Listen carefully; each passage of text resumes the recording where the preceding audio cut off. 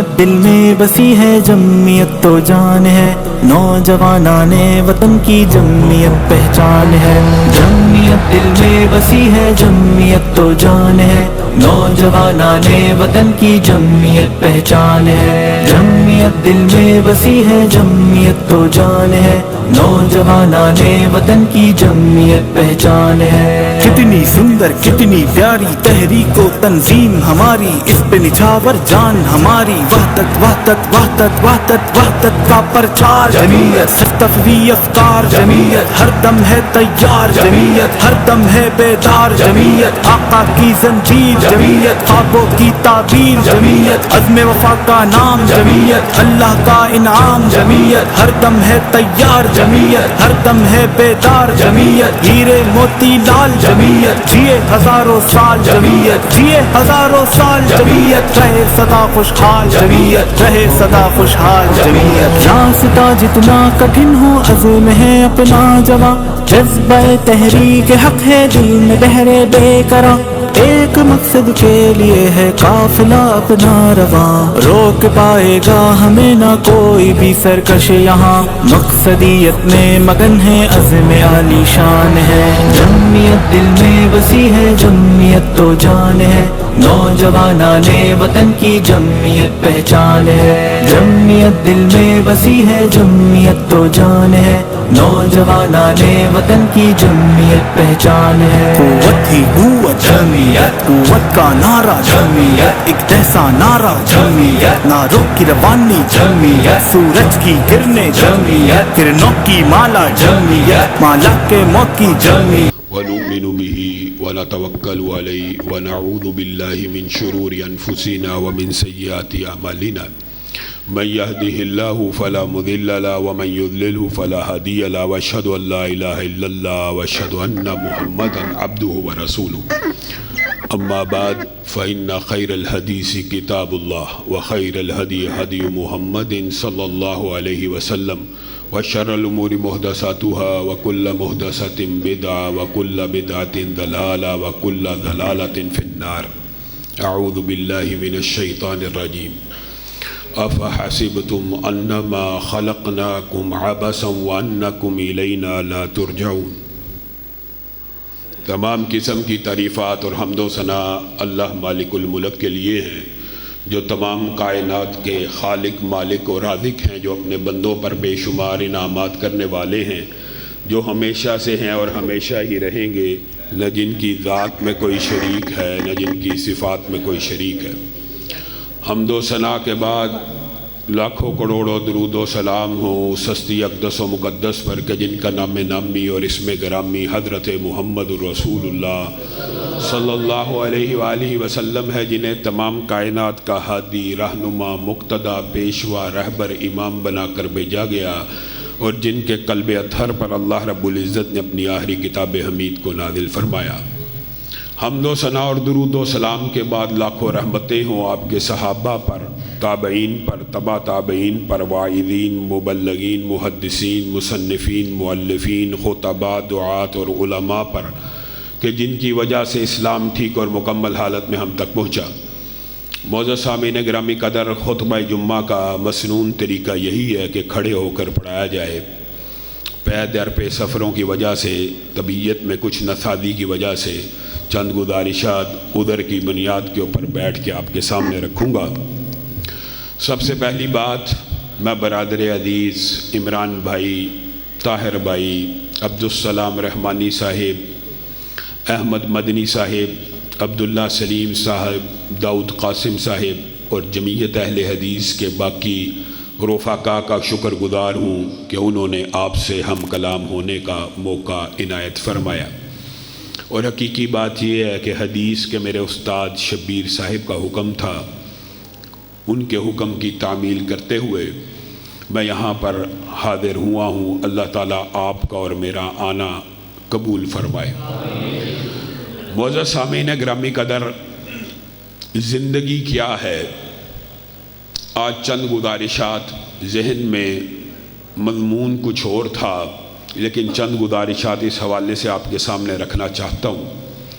افحسبتم انما خلقناکم عبثا وَأَنَّكُمْ إِلَيْنَا لَا تُرْجَعُونَ، کیا تم نے یہ گمان کر لیا ہے کہ تمہیں بلا سبب پیدا کیا گیا؟ کیا ہر انسان نے یہ گمان کیا ہے اس کو بغیر وجہ سے پیدا کیا گیا ہے اور اس کی تخلیق کا کوئی مقصد نہیں ہے اور اس نے بس زندگی گزارنی ہے، 9 to 5، صبح اٹھنا ہے رات ہونی ہے، صبح اٹھنا ہے رات ہونی ہے، صبح اٹھنا ہے کمائی کے لیے نکل جانا ہے، بیوی بچوں کے پیٹ کو پالنے کے لیے نکل جانا ہے، کھانا کھانا ہے، کھانا کھلانا ہے اور گھر آ کے سو جانا ہے، اگلے دن پھر صبح 9 بجے اٹھنا ہے۔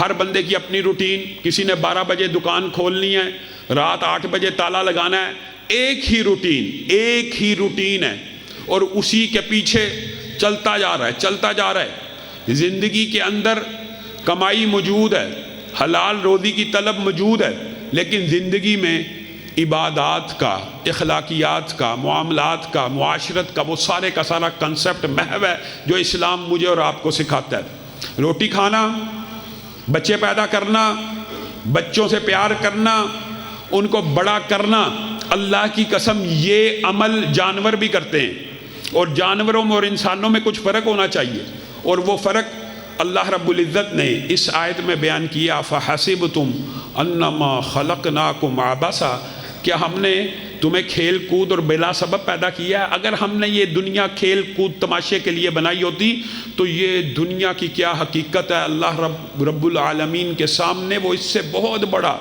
کوئی کھیل کود اور تماشا پکڑتے۔ اور جو سائنس کے طالب علم ہیں وہ جانتے ہیں ایک سورج زمین سے کتنا بڑا، سینکڑوں ستارے زمین سے کتنے فاصلے پہ ہیں۔ اگر اللہ تعالیٰ نے یہ بس آٹومیٹک ڈارون تھیوری یا جو دنیا کے اندر مشہور تھیوریز ہیں کہ بندر سے انسان بن گیا، آٹومیشن ہے، اس طرح آیا، ان کا باپ بندر ہو سکتا ہے، تیرا اور میرا باپ آدم ہے جسے جنت سے نکالا گیا ہے، اور اللہ رب العزت نے کیا آدم کو جنت میں کسی نیک عمل کے بدلے میں ڈالا تھا؟ پیدا کیا اور ڈال دیا، نیکی تو کی نہیں، بنایا ہی جنت کے لیے گیا ہے۔ آدم اور آپ کی تخلیق ایسے نہیں ہوئی، آپ کو جنت کے لیے پیدا کیا گیا تھا اور جنت ہی ہمارا اصل وطن ہے۔ دنیا کے اندر عارضی زندگی ہے، بہت عارضی، کوئی بہت عرصہ بھی جیا اس دنیا کے اندر۔ انسانی تاریخ کے اندر اگر مطالعہ کیا جائے 1000 برس یا 950 برس کا ذکر تو قرآن پاک میں ملتا ہے، لیکن انسانی تاریخ کو اگر اٹھایا جائے تو میکسیمم انسان کی عمر 1600 برس سے اوپر نہیں ہوئی، اور کل قیامت کے دن جب یہ ہزار برس کی عمریں پانے والے اور 1600 برس کی عمر پانے والوں سے یہ سوال پوچھا جائے گا، کم لبثتم؟ قالوا لبثنا یوما او بعض یوم، ایک دن بھی پورا نہیں، لم یلبثوا الا عشیۃ او ضحاها، ایک پہر بھی نہیں، عشاء یا ظہر یا دوپہر۔ وجہ کیا ہے؟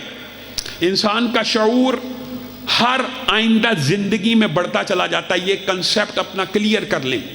عالم ارواح تھا، کسی کو یاد ہے؟ نہیں یاد، شعور کمزور تھا، ماں کا پیٹ تھا، شعور کمزور تھا، بچپنا تھا، شعور کمزور تھا۔ یہ 3 سٹیجز آپ کے سامنے بیان ہوگی عالم ارواح۔ شعور ہر سٹیج میں بڑھتا جاتا ہے۔ عالم ارواح میں شعور کی وہ کیفیت نہیں ہے جو ماں کے پیٹ میں ہے، اور ماں کے پیٹ میں شعور کی وہ کیفیت نہیں جو باہر آ کے ہے، اور جو بڑے ہو کے شعور کی کیفیت ہے وہ بچپنے میں نہیں ہے۔ تو حقیقت یہ ہے کہ موت کے لمحات کو جب انسان چکھ لے گا، جیسے ہی موت کی گھاٹی میں اترے گا، یہ زندگی جس میں آپ کو پورا شعور نظر آ رہا ہے، آپ اپنے آپ کو باشعور سمجھتے ہیں، جوان ہو، عقل مند ہو، وہ بندہ سمجھتا ہے میں باشعور ہو گیا ہوں، لیکن حقیقت یہ ہے کہ جب موت کی گھاٹی میں اترے گا تو اس کا شعور اور بڑھ جائے گا۔ عالم برزخ ہے، لیکن مرتے ساتھ ہی عالم برزخ میں جو قدم رکھا، شعور کم ہوگا یا بڑھے گا۔ اس برزخ کے بعد قیامت کے دن جب انسان کو اٹھایا جائے گا، شعور اور بڑھے گا۔ اس شعور کی وجہ سے یہ الفاظ کہے گا، اس شعور کی وجہ سے، اوہو دنیا کی زندگی تو ایک لمحہ بھی نہیں تھا، یہ 1000 برس کا ایک دن سامنے آ گیا، ایک دن بھی زندگی نہیں گزاری، ایک لمحہ بھی زندگی نہیں گزاری۔ دنیا کے جتنے بھی مذاہب ہیں، دنیا کے مذاہب تو اللہ کے اوپر یقین رکھتے ہیں، اور جو غیر مذاہب ہیں یعنی ملحد لوگ ہیں، جو بے دین ہیں، بد دین ہیں، بد مذہب ہیں، وہ اللہ کے اوپر یقین نہیں رکھتے، لیکن ایک حقیقت کا انکار وہ بھی نہیں کر سکتے، اور وہ حقیقت کیا ہے؟ موت۔ موت کا انکار لا دین بندہ بھی نہیں کر سکتا۔ ایسی اٹل حقیقت ہے، ایسی پکی پختہ بات ہے کہ ہر ایک نے ذائقہ چکھنا ہے، ہر ایک نے ذائقہ چکھنا ہے، ہر ایک نے ذائقہ چکھنا ہے۔ اینما تکونوا یدرککم الموت ولو کنتم فی بروج مشیدہ، تمہیں موت نے آن دبوچنا، چاہے اونچے اونچے بروجوں میں چھپ جاؤ۔ قل ان الموت الذی تفرون منہ فانہ ملاقیکم، موت نے تمہیں پکڑ لینا ہے، موت آ جانی ہے۔ کل نفس ذائقۃ الموت، ہر نفس نے موت کا ذائقہ چکھنا ہے موت سے۔ ایک عربی شاعر نے بڑا خوبصورت شعر کہا اللہ کی قسم، اس کا ترجمہ یہ ہے، اگر کائنات میں کوئی شخصیت ایسی ہوتی جو موت سے بچ سکتی یا بچ جاتی تو وہ محمد الرسول اللہ صلی اللہ علیہ وسلم کی ذات ہوتی۔ اگر ان کے اوپر وہ گھڑیاں آ گئی ہیں تو دنیا میں کسی نے نہیں بچنا، نیکوں نے بھی نہیں بچنا، اولیاء نے بھی نہیں بچنا، شہداء نے بھی نہیں بچنا، لیکن برے لوگوں نے بھی نہیں بچنا۔ موت آ جانی ہے۔ اور بعض ضعیف روایات کی طرف اگر آپ نظر دوڑائیں تو مفہوماً بعض سندن روایتیں ضعیف ہوتی ہیں، لیکن ان کا مفہوم دیگر احادیث کی بنا پہ درست ہوتا ہے، اور یہ قرآن کی آیت سے بھی ثابت ہے۔ کل من علیہا فان، ایک ہے کل نفس ذائقۃ الموت، ایک کل من علیہا فان، اور ایک قرآن پاک میں ہر چیز نے ہلاک ہو جانا۔ ان کی علماء نے اور مفسرین نے جو تشریحات کی ہیں ان میں وہ ضعیف حدیثیں بھی لائیں، اور حقیقت بات یہ ہے کہ یہ مفہوماً صحیح ہیں۔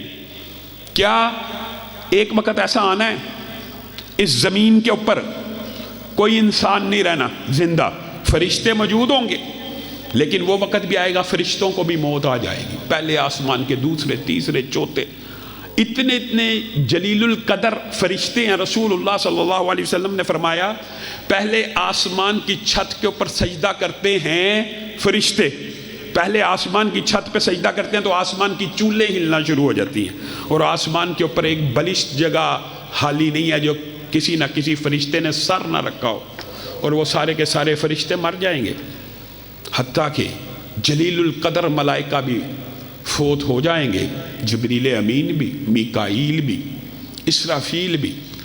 اللہ ملک الموت کی روح کو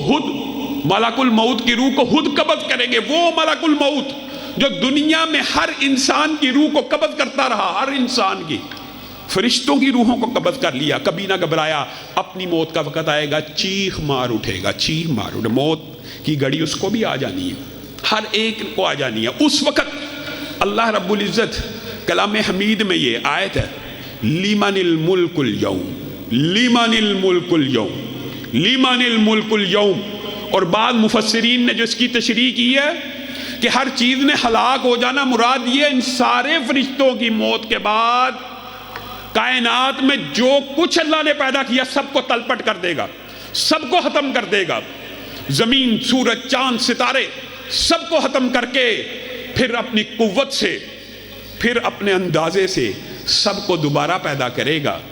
اور اس عرصے کو مفسرین نے بیان کیا کہ ہم نہیں جانتے وہ عرصہ کتنا ہے، جب اللہ تعالیٰ یہ الفاظ کہے گا لمن الملک اليوم، لمن الملک اليوم، آج بادشاہی کس کی ہے؟ کہاں ہے شداد، کہاں ہے فرعون، کہاں ہے قارون و حامان، کہاں ہیں فرشتے؟ آج بادشاہی کس کی ہے؟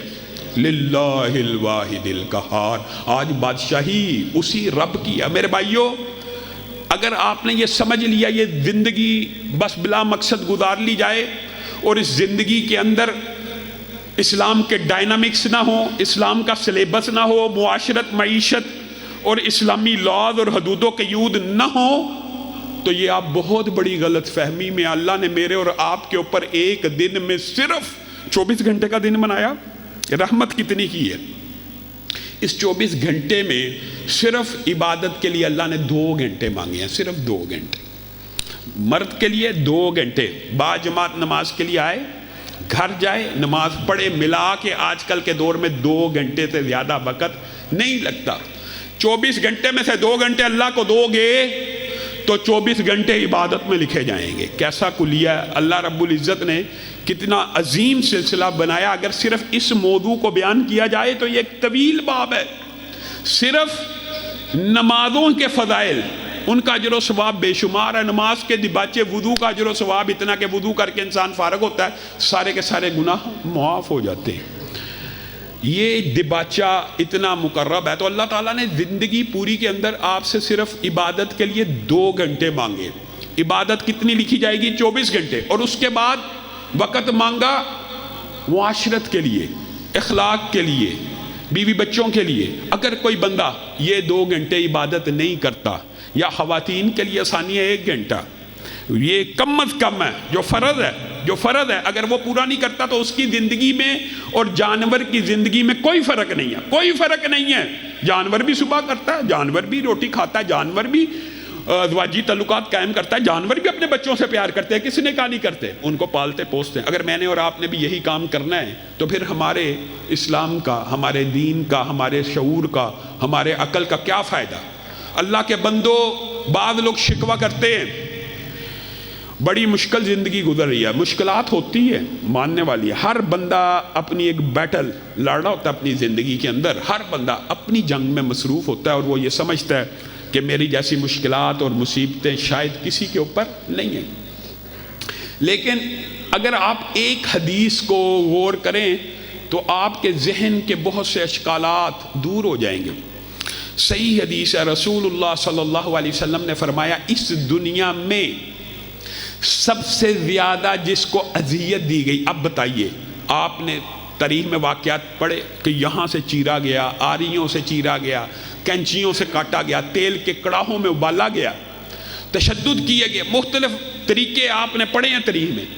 رسول اللہ صلی اللہ علیہ وسلم نے فرمایا، جس کی پوری زندگی اس دنیا میں سب سے زیادہ مشکل میں گزری ہو، اس کو صرف جنت کے اندر سے 1 سیکنڈ کے 1000ویں حصے، مفہوم حدیث یہ ہے، یعنی 1 لمحے کے لیے بس آنکھ جھپکنے سے پہلے ایسے جنت میں سے گزارا جائے، تو اللہ تعالیٰ نے جنت میں ایسی نعمتیں رکھی ہیں، 1 لمحے کے 1000ویں یا سینکڑے حصے میں بھی وہ جنت سے گزرے گا، اور اس سے پوچھا جائے گا، بتا کس حال میں ہے؟ وہ کہے گا، اللہ کی قسم زندگی میں کبھی کوئی غم دیکھا ہی نہیں۔ صحیح حدیث ہے۔ اور وہ بندہ جس دنیا کے پیچھے تو اور میں حرام کما رہے ہیں، جس دنیا کے پیچھے تو اور میں لغو باتوں میں مصروف ہے، جس دنیا کی وجہ سے رشتہ داریوں کو نوچا جا رہا ہے، جس دنیا کی وجہ سے، جس کرسیوں اور سیٹوں کی وجہ سے گالم گلوچ اور تان و تشنی اور تبرے کا کلچر کیا جا رہا ہے، اس دنیا میں سب سے زیادہ آسائش جسے ملی ہوگی، صحیح حدیث میں سب سے زیادہ راحت میں، بتائیے وہ سب سے زیادہ آپ دیکھیں گے بڑے لوگ آپ کو خوش نظر آتے ہیں، لیکن وہ بندہ جس کو رسول اللہ کہہ رہے ہیں اس نے زندگی میں سب سے زیادہ خوشیاں دیکھی ہوں گی، سب سے زیادہ راحتیں دیکھی ہوں گی، سب سے زیادہ آسائشیں انجوائے کی ہوں گی، 1 لمحے کے 1000ویں حصے میں جہنم سے گزارا جائے گا اور پوچھا جائے گا کس حال میں ہے؟ وہ کہے گا، اللہ کی قسم کبھی سکھ پایا ہی نہیں، کبھی چین پایا ہی نہیں۔ اللہ نہ کرے اللہ تعالی ہم سب کو جہنم سے محفوظ رکھے۔ اللہ اگر اس مجمع میں کہنے والا یا سننے والوں میں بھی کوئی یوم کتابت تقدیر میں جہنمی لکھا، اللہ اس کو آزاد فرما، اللہ اس کو آزاد فرما، اللہ اس کو آزاد فرما۔ لیکن میرے بھائیوں، خدا نہ خواستہ یہ وہ جہنم ہے، اس زندگی کے پیچھے لگ کے یہاں جانا ہے کہ جس کے 1 لمحے کے 1000ویں حصے میں بھی انسان پوری زندگی کی آسائشیں بھول جائے گا۔ 1 لمحے میں ساری آسائشیں ختم، 0 ہو گئی، تو پھر اس دنیا کے پیچھے آسائشوں کے پیچھے بھاگنا اور اس دنیا کے مال و متاع کو اور اس دنیا کی کرسیوں اور سیٹوں کو اپنے لیے مطمع نظر بنانا ہے۔ اور میرے بھائیوں، اللہ نہ کرے، اور وہ اگر آپ ان مکالمات کی طرف چلے جائیں تو موضوع بڑھتا چلا جائے گا، صرف ان میں سے چند مکالمات آپ کے سامنے رکھتا ہوں۔ جہنمی، اللہ نہ کرے کوئی جہنم میں چلا جائے اب بتائیے جس کا ایک لمحہ برداشت نہیں اس کا ایک دن برداشت ہوگا؟ اس کے ہفتے ماہ و سال برداشت ہوں گے؟ جہنمی جہنم میں تڑپ تڑپ کے کلما ناضجت جلودہم بدلناہم جلودا غیرہا، جب بھی جلیں گے نئی جلد آ جائے گی، پھر اسی طرح ذائقہ چکھیں گے، پھر نئی جلد، جب نئی جلد آ گئی ریسیپٹرز آ گئے، اسی طرح درد بار بار، جل جل کے تھک جائیں گے۔ تو خزنۃ جہنم کو پکار کے کہیں گے ادعوا ربکم یخفف عنا یوما من العذاب، خزنۃ جہنم کو کہیں گے اپنے رب سے کہیے، سفارشی ڈالیں گے، اپنے رب کو کہیے کہ پے در پہ عذاب آ رہا ہے، جب جلد جلتی ہے نئی جلد آ جاتی ہے، یہ ایک طویل باب ہے، اپنے رب کو کہیے عذاب بھگت بھگت کے تھک گئے ہیں، ایک دن ریسٹ دے دے، ایک دن ریسٹ دے دے، قرآن کی آیت ہے یخفف عنا یوما من العذاب، ایک دن ریسٹ دے دے، صرف ایک دن کا موقع تو دے، ایک دن کے لیے اس عذاب کو ٹال دے۔ اللہ کی قسم وہ عذاب ایسا ہے کہ انسان حیران رہ جائے، اس عذاب کی کیا بات کرنی ہے، آپ کے سامنے شعور کی بات کی ہے، برزخ کے شعور کی، کہ فرعون کیا اٹھا، فرعون برزخ کے ابھی گھاٹی میں اترا نہیں کہ میں موسیٰ، اور دنیا کا جتنا مرضی بڑا کافر ہو، مفسرین کا اس بات کے اوپر محدثین کا اتفاق ہے، دنیا میں کسی بھی انسان کو دو زندگیاں ملیں تو کبھی جہنم میں نہ جائے، کسی کو بھی، کافر کو بھی، برزخ میں ایسا شعور پتہ لگ جاتا ہے، ایک اگلی زندگی شروع ہونے والی ہے تو ذہن کے سارے بند دریچے کھل جاتے۔ اب خزنۃ جہنم کو پکار رہے ہیں، اور خزنۃ جہنم پوچھتے ہیں کہ تمہارے پاس رسول آئے تھے نشانیاں لے کے؟ جی آئے تھے۔ فدعوا وما دعاء الکافرین الا فی ضلال، تمہاری پکار آج نہیں سنی جائے گی، تمہاری چیخو پکار کو کوئی نہیں سنے گا، تنگ آ جائیں گے، عذاب بھگتتے بھگتتے بھگتتے کہیں گے یا مالک یا مالک۔ یہ مالک اللہ نہیں ہے یہاں پہ، یہ جہنم کا دروگا ہے، جہنم کا سردار ہے۔ وہ پہلے تو 19 جو خزنۃ جہنم ہے ان کو کہا تھا، آپ ان کے سردار کو کہہ رہے ہیں یا مالک لیقضی علینا ربک، اے مالک عذاب کے اوپر عذاب ہے، ایک دن کی چھٹی نہیں ملتی، اب تو عذاب بھگتتے بھگتتے ماہ و سال بیت گئے ہیں، لیقضی علینا ربک، اللہ کو کیا موت ہی دے دے، اللہ کو موت ہی دے دے، موت کو مجسم حالت میں ذبح کر دیا جائے گا، چیخو پکار شروع ہو جائے گی، ربنا ربنا اخرجنا منہا فإن عدنا فإنا ظالمون۔ خزنۃ جہنم کو پکارا، ہماری پکار کو نہ سنا گیا، جہنم کے دروگے کو پکارا، اس نے ہمیں کہا، اس نے ہمیں، اس کا جواب بھی قرآن پاک میں موجود ہے، یا مالک لیقضی علینا ربک، مالک پتہ نہیں اللہ سے کنسلٹ کرے گا، یہ تو قرآن میں نہیں ہے، یہ ضرور موجود ہے کہ مالک ان کو کہے گا انکم ماکثون، تم ہمیشہ زندہ رہنے والے ہو، موت کوئی نہیں آئی۔ اللہ، ہم نے خزنۃ جہنم کو پکارا، جواب نہ ملا، نفی میں ملا، مالک کو پکارا، جواب نفی میں ملا، ربنا اخرجنا منہا فإن عدنا فإنا ظالمون، اے اللہ ہمیں ایک مرتبہ اس جہنم سے نکال دے، اور جو مفسرین نے آگے تشریح کی ہے، کمال کر دی ہے، اور ہماری زندگی 1 ارب سال بھی بنا دے، اور ہمیں دنیا کے اندر سجدوں کا حکم دے دے، 1 ارب سال بھی سجدے سے سر نہیں اٹھائیں گے۔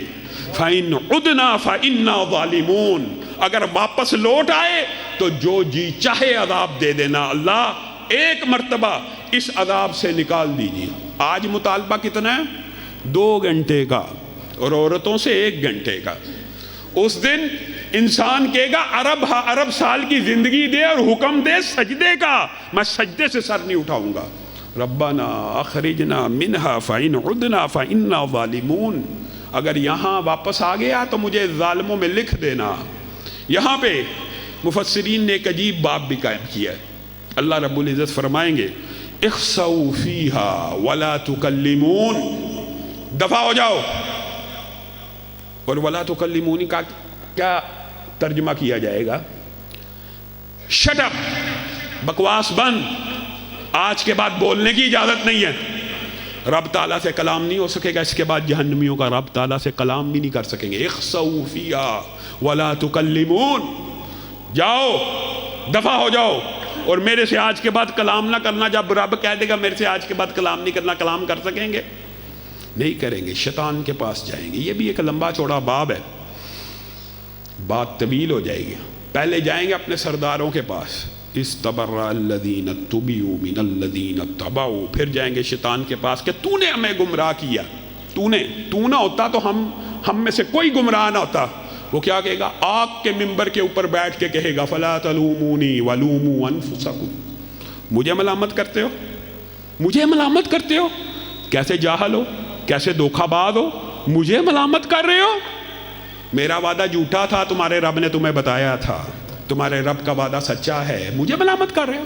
اپنے رب کی نہیں مانی اور کہتے ہو ہم تیرے پیچھے لگ گئے. میرا وعدہ تو جھوٹا تمہیں تمہارے رب نے بتلا دیا تھا، نہیں تھا بتلایا. اپنے آپ کو ملامت کرو، اپنے آپ کو ملامت کرو.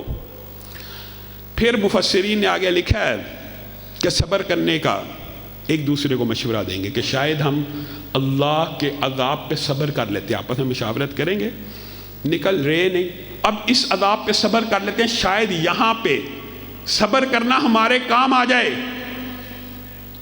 اجزعنا ام صبرنا ما لنا من محیص. اور قرآن کی آیت یہ ہے کہ وہ جب صبر کرتے کرتے تھک جائیں گے نا تو پھر چیخو پکار شروع کر دیں گے اور کہیں گے صبر کرنا یا چیخو پکار کرنا برابر ہے، ہم یہاں سے نکلنے والے نہیں ہیں. اللہ نہ کرے میں اور آپ اس دردناک عذاب میں پھنس جائیں تو کون ہے جو ہمیں اس عذاب سے نکال سکتا؟ رب تعالیٰ کے علاوہ کوئی نہیں نکال سکتا. اللہ تعالیٰ مجھے اور آپ کو ان دردناک عذابوں سے بچائے. یہ دنیا کیا ہے؟ رسول اللہ صلی اللہ علیہ وسلم کائنات میں سب سے افضل انسان ہے اور وہ سوئے ہوئے ہیں، ان کے چہرے کے اوپر نشان پڑ گئے ہیں. صحابہ بے چین ہو گئے ہیں، صحابہ اتنی محبت کیا کرتے تھے.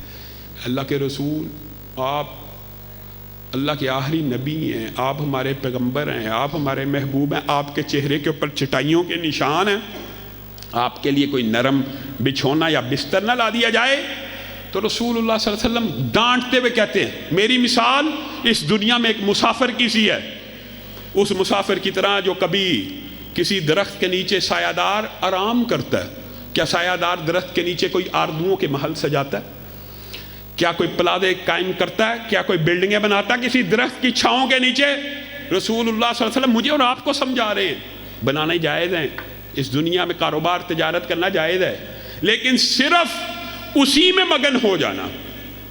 قُلْ هَلْ نُنَبِّئُكُمْ بِالْأَخْسَرِينَ أَعْمَالًا الَّذِينَ ضَلَّ سَعْيُهُمْ فِي الْحَيَاةِ الدُّنْيَا وَهُمْ يَحْسَبُونَ أَنَّهُمْ يُحْسِنُونَ صُنْعًا. اصل میں یہ ہیں خسارے میں، دنیا کے اندر پراپرٹی بینک بیلنس کو بنا کر سمجھنا کہ یہ کامیابی ہے. انہوں نے اپنی زندگی دنیا کی تگودوں میں گزار دی اور یہ خسارے اور گھاٹے کا سودا اٹھانے والے ہیں. ان کے اعمال قبول نہیں ہونے. ان کا قیامت کے جو بندہ صبح اٹھے کمائے سو جائے، صبح اٹھے کمائے سو جائے، دین مائنس، اللہ مائنس، یہ 2 گھنٹے کی نمازیں مائنس، اس کے لیے کل قیامت کے دن نامہ اعمال اور وزن بھی قائم نہیں ہونا، وزن بھی قائم نہیں ہونا. فَلَا نُقِيمُ لَهُمْ يَوْمَ الْقِيَامَةِ وَزْنًا. اللہ نے کہا ان کے لیے قیامت کے دن نیکیوں کا پلڑا بھی نہیں تول. انہوں نے تو پوری زندگی دنیا کی بھاگ دوڑ میں گزار دی. رسول اللہ صلی اللہ علیہ وسلم کہہ رہے ہیں اپنے صحابہ کو، اور صحابہ کی تربیت یہ ایک لمبا چوڑا طویل باب ہے. آپ حیران رہ جائیں گے کہ سالم بن عبداللہ بن عمر، ابھی یہ حضرت عمر کے پوتے ہیں، ایک مرتبہ طواف کر رہے ہیں تو ہشام بن عبد الملک ان کے ساتھ طواف کر رہا ہے اور دیکھتا ہے سالم ہے، بڑا خوش ہوتا ہے اور کہتا ہے سالم آپ خانہ کعبہ کے اندر ملاقات ہو گئی، آپ کی اگر کوئی حاجت کوئی خواہش، میں خلیفۃ المسلمین ہوں، مجھ سے ہے تو کر دیجئے، میں آپ کی خواہش حاجت کو منہ سے نکالیے، ایک بس جملہ کہیے آسمان سے تارے توڑ کے لا دوں گا، کہیے تو صحیح. سالم بن عبداللہ بن عمر، یہ تربیت اور ٹریننگ ہے صحابہ کی، رسول اللہ صلی اللہ علیہ وسلم کی. کہتے ہیں اے ہشام تو جس گھر میں اور میں جس گھر میں ہوں، مجھے اس گھر کے مالک کے سامنے تجھ سے مانگتے ہوئے شرم آتی ہے۔ ہشام بن عبد الملک کے دل کے اوپر چوٹ لگی کہ کیا دنیا میں کوئی ایسا بھی ہے جو میرے جیسے پوری دنیا کی سپر پاور اور بادشاہ کو اس طرح کا جواب دے کہ تجھ سے مانگتے ہوئے شرم آتی ہے، تو یہ کس سے مانگے گا؟ انتظار میں کھڑا ہو گیا اور خانہ کعبہ سے باہر نکل آیا اور سالم کی عبادات کو دیکھنے لگا۔ سالم نے عبادات مکمل کر لی اور مکمل کر کے جب باہر نکلے پھر ویلکم کیا۔ سالم، اندر آپ کو شرم آتی تھی، میں صرف آپ کے انتظار میں باہر کھڑا ہوں۔ اب آپ بتائیے کہ آپ کو دنیا کی کسی چیز کی کوئی حاجت ہے، کوئی ضرورت ہے؟ کوئی چیز آپ مانگے تو میں آسمان سے مفہوم یا تارے توڑ کے لا دوں۔ سالم بن عبداللہ کہنے لگے، مجھے ایک بات بتلائیے، کیا آخرت کے اندر آپ اپنی کچھ نیکیاں یا آخرت میں سے مجھے کچھ حصہ دے سکتے ہیں؟ ہشام بن عبد الملک نے کہا، آخرت تو ہمارے بادشاہوں کی ویسے ہی بڑی تھوڑی ہوتی ہے، اس میں سے تو میں آپ کی کچھ نہیں دے سکتا، اور میں تو اسی دنیا کا مال و متاع منہ سے نکالیے جو کہیں گے دے دوں گا۔ تو سالم نے جو جواب کہا، اللہ میرا اور آپ کا وہ منہج بنا دے۔ سالم کہتے ہیں، ہشام، جس دنیا کے مال کی تو بات کرتا ہے، اللہ کی قسم جس نے بنائی ہے اس کے گھر میں بھی اس سے نہیں مانگی، اس کے گھر میں کھڑے ہو کے بھی اس سے نہیں مانگی، تو اس دنیا کی مجھے آفر کرا رہا ہے؟ مجھ سے بات کرنی ہے تو آخرت کی کر۔ یہ ہشام بن عبد الملک جواب سنتا ہے، اس کو سمجھ آ جاتی ہے کہ یہ وہ لوگ نہیں ہیں کہ جو دنیا میں میں نے ویسے سارے کے سارے جج کیے تھے۔ اللہ رب العزت مجھے اور آپ کو اس دنیا میں آنے کا صحیح مقصد سمجھنے کی توفیق عنایت فرمائے۔ میرے بھائیوں، آپ یہ سمجھے، صرف چند باتیں کر کے پہلے خطبے کو ختم کریں گے، اگر اللہ رب العزت نے دنیا کو بلا سبب ہی بنایا ہوتا تو میرے اور آپ کے اعمال کی ریکارڈنگ کا اللہ تعالیٰ نے اتنا عظیم الشان سسٹم بنایا ہوتا۔ کیسا عظیم الشان سسٹم ہے؟ ما یلفظ من قول الا لدیہ رقیب عتید۔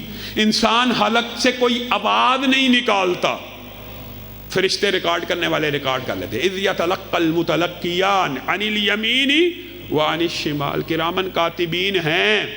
انسان سوچتا ہے چلو منہ سے الفاظ نکال لے، ریکارڈنگ کرنے والے فرشتوں نے ریکارڈ کی، ہاتھ کا عمل کون ریکارڈ کرے گا؟ یہ کرامن کاتبین۔ یہ پاؤں کا جسم کا عمل کون ریکارڈ کرے گا؟ یہ بیٹھے ہوئے ہیں، ہر چیز کو نوٹ کر رہے ہیں۔ یہاں پہ ایک اشکال یہ بھی پیدا ہو سکتا تھا، یہاں پہ ایک اشکال یہ بھی پیدا ہو سکتا تھا کہ رسول اللہ صلی اللہ علیہ وسلم نے جو فرمایا انما الاعمال بالنیات، انسان نیکی کی نیت کرتا ہے اس کو ثواب ملنا شروع ہو جاتا ہے۔ الفاظ ادا کیے تو ریکارڈنگ ہوئی، ہاتھ پاؤں ہلایا یا کام کیا نیک تو ریکارڈنگ کرنے والے موجود ہیں، تو نیت کی ریکارڈنگ کیسے ہو رہی ہے؟ وَنَعْلَمُ مَا تُوَسْوِسُ بِهِ نَفْسُ۔ اللہ رب العزت نے کہا آپ کے رب نے ریکارڈنگ کا ایسا انتظام کیا ہے کہ آپ کا رب خود آپ کے دلوں میں پیدا ہونے والے خیالات کو بھی نوٹ کر رہا ہے، نوٹ کر رہا ہے، نوٹ۔ حتیٰ کہ یہ ریکارڈنگ مفسرین نے کہا اتنی عظیم ہوگی، اتنی عظیم ہوگی، اتنی عظیم الشان ہوگی کہ جب یہ ریکارڈنگ ہر بندے کے گلے میں اللہ تعالیٰ لٹکا کے قیامت کے دن اٹھائے گا اور اس کے سامنے اس کی ریکارڈنگ 1:01 پہ یہ کیا، 1:01 پہ یہ کیا، 1:03 پہ یہ کیا، تو انسان بڑے بڑے نیک لوگ بھی اس دن پکار اٹھیں گے، مالی حاذل کتاب، مالی حاذل کتاب۔ یہ ریکارڈنگ کیسی ہے جس نے نہ کوئی چھوٹا عمل چھوڑا ہے نہ بڑا عمل چھوڑا ہے۔ اللہ جواب میں کہے گا اقرا کتابک کفا بنفسک اليوم علیک حسیبا۔ میں رب سے اپنا حساب کتاب نہ مانگ، اقرا کتابک، اپنی ریکارڈنگ خود پڑھ لے اور ایمانداری سے اپنا حساب کتاب خود کر لے، زیادہ نیک عمل کیے ہیں کہ زیادہ برے عمل کیے ہیں، خود پڑھ لے، خود کر لے۔ اللہ بندوں کے اوپر ظلم کرنے والا نہیں ہے۔ ایسی عظیم الشان ریکارڈنگ بلا وجہ، یہ دنیا بلا سبب ہے، تیری میری زندگی بے مقصد ہے۔ زندگی کا ایک مقصد ہے، زندگی با مقصد پیدا کی گئی ہے، زندگی کو ایک منہج، ایک مقصد کے لیے بنایا گیا ہے۔ اللہ تعالیٰ ہمیں وہ مقصد اور منہج سمجھنے کی توفیق عنایت فرمائے۔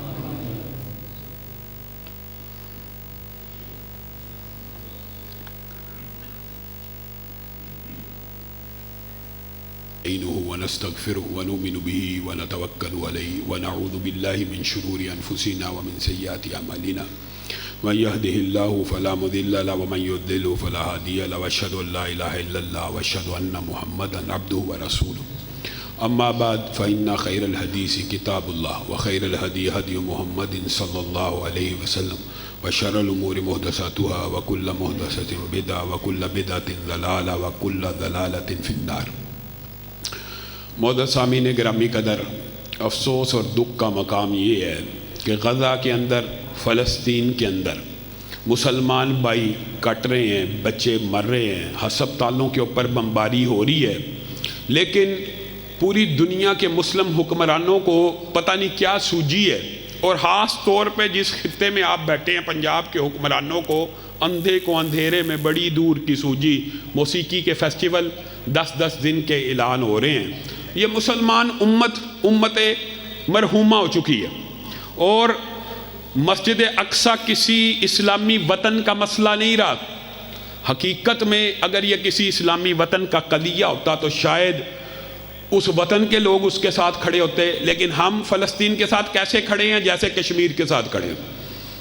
کب سے کھڑے ہیں؟ 75 برس ہو گئے ہیں کشمیریوں کے ساتھ کھڑے ہیں۔ کب تک کھڑے رہیں گے؟ جب تک آخری کشمیری مر نہیں جاتا۔ وہی حالت فلسطین کے اندر ہے۔ فلسطین کے ساتھ کھڑے ہیں، کب تک کھڑے ہیں؟ جب تک فلسطین کا آخری بچہ نہیں مر جاتا۔ مسلمان حکمرانوں کو آگے بڑھنا چاہیے، ہوش کے ناخن لینے چاہیے۔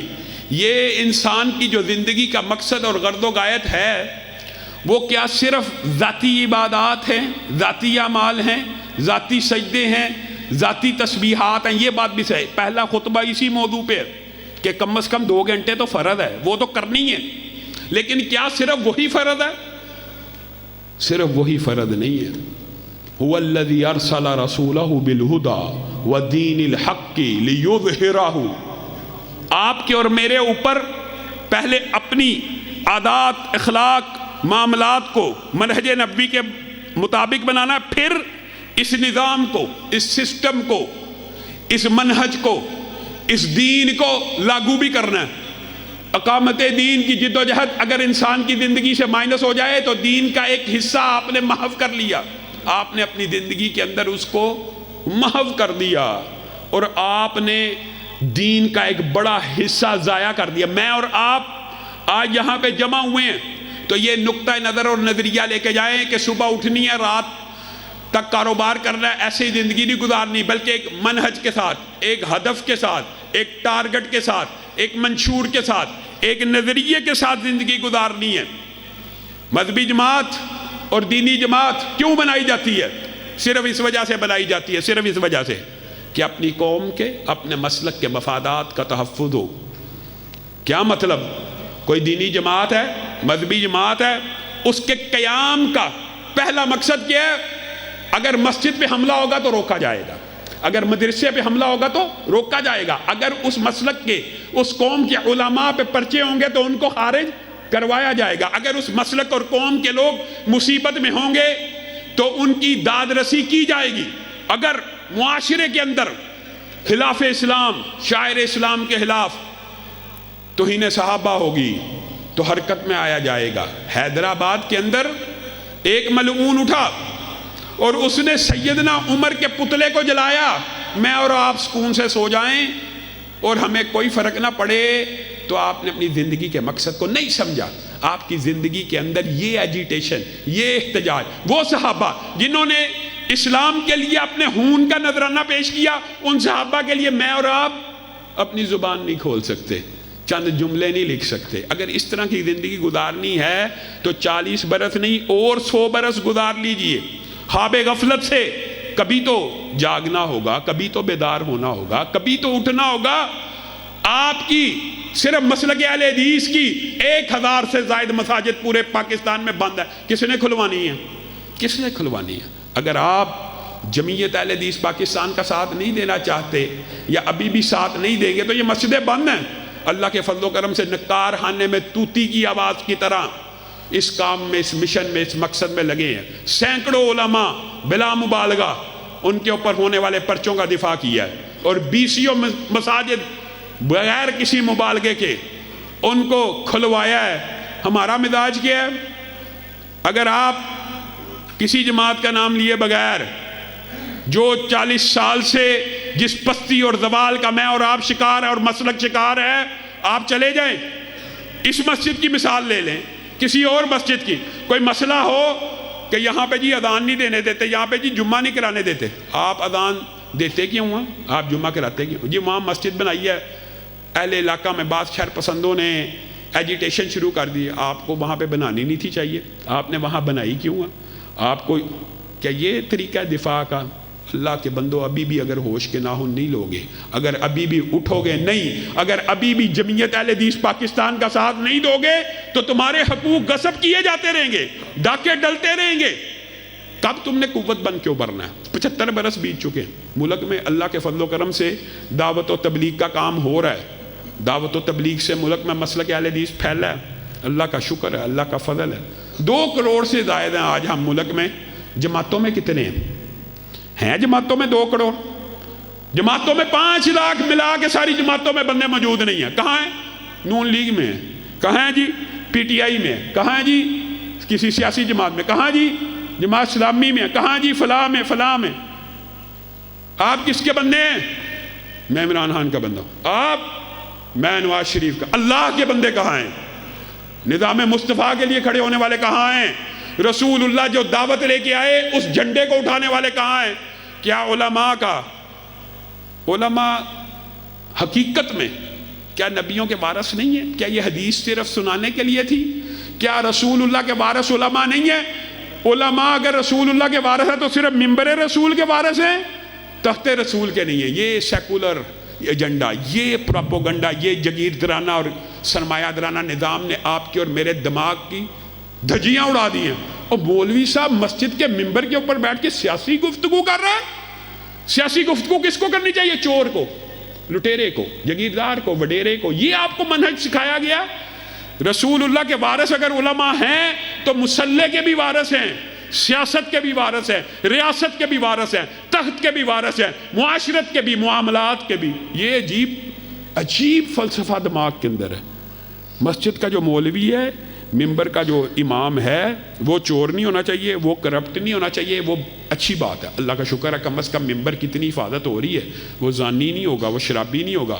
آپ بھی یہ نہیں چاہیں گے کہ ممبر رسول کے اوپر جو کھڑا وہ زانی ہو، آپ بھی کہیں گے نہیں، شرابی نہیں، لیکن تخت رسول پہ بیٹھ جائے، خلافت رسول پہ بیٹھ جائے، تیرے اور میرے ضمیر کو کچھ نہ ہو، ایسے بیٹھ جائے جو زانی، بدکار، شرابی ہو، وہ تخت رسول نہیں ہے، وہ رسول اللہ کی وراثت نہیں ہے، سیاست رسول اللہ کی وراثت میں نہیں ہے۔ یہ آپ کو کسی نے مغالطہ ڈالا ہے، مغالطہ۔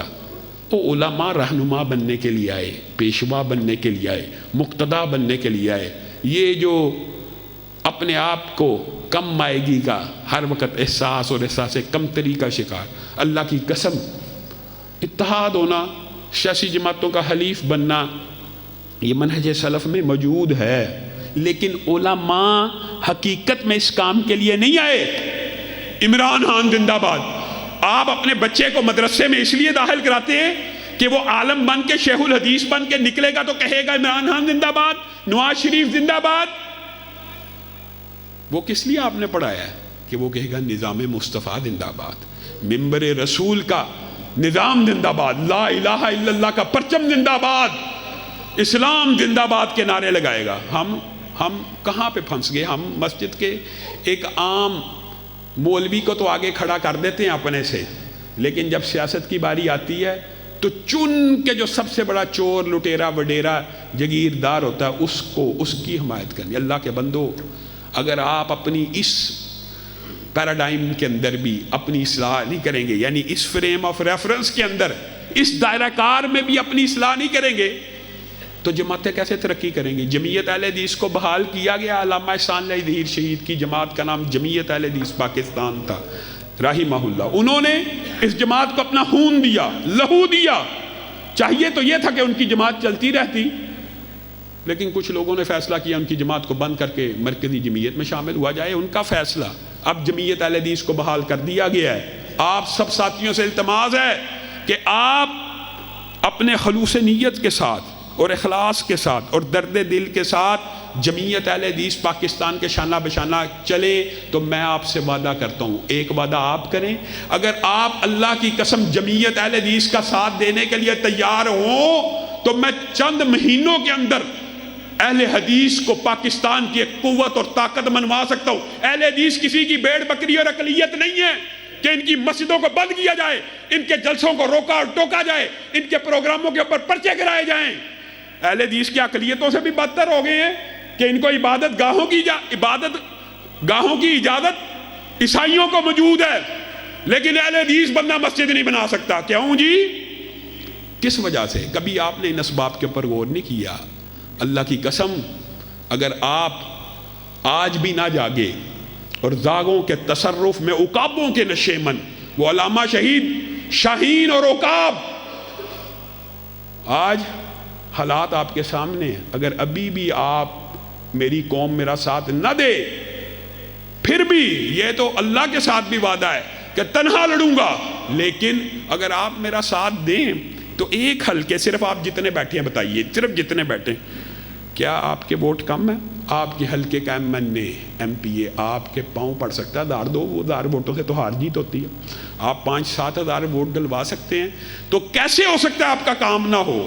آپ کو صرف اندھیرے میں رکھا گیا، آپ کو صرف غلامی سکھائی گئی، آپ کو صرف چاپلوسی سکھائی گئی، اور آپ کا کوئی کام ان 40 سالوں میں نہ ہوا۔ اللہ کرے کہ اہل حدیث کی بیداری کی یہ جو تحریک ہم نے 4 ماہ سے بپا کی ہے، یہ ملک میں ایسا انقلاب لے کے آئے کہ کوئی اہل حدیث اپنے آپ کو کمزور نہ سمجھے، اور میرا اہل حدیثوں سے وعدہ ہے اپنی استطاعت کے مطابق آج بھی کوئی اہل حدیث اپنے آپ کو کمزور نہ سمجھے۔ پرچہ ہوگا تو علامہ شہید کا بیٹا زندہ ہے، اس کے پیچھے آئے گا، مسجد کھلوانے کی بات آئے گی، اس کے پیچھے آئے گا۔ اللہ رب العزت جو کہا گیا، جو سنا گیا، اس کو سمجھنے کی، عمل پیرا ہونے کی توفیق عنایت فرمائے، اور جمعیت اہل حدیث کے قافلے میں آپ سب ساتھیوں کی شمولیت میری طرف سے دیدہ دل فراش راہ اہلاً و سہلاً مرحبا۔ آخر میں کچھ اعلانات ہیں، بہت سے ساتھی بیمار ہیں، انہوں نے دعاؤں کے لیے کہا ہے، انشاءاللہ نماز کے بعد دعا کروائیں گے۔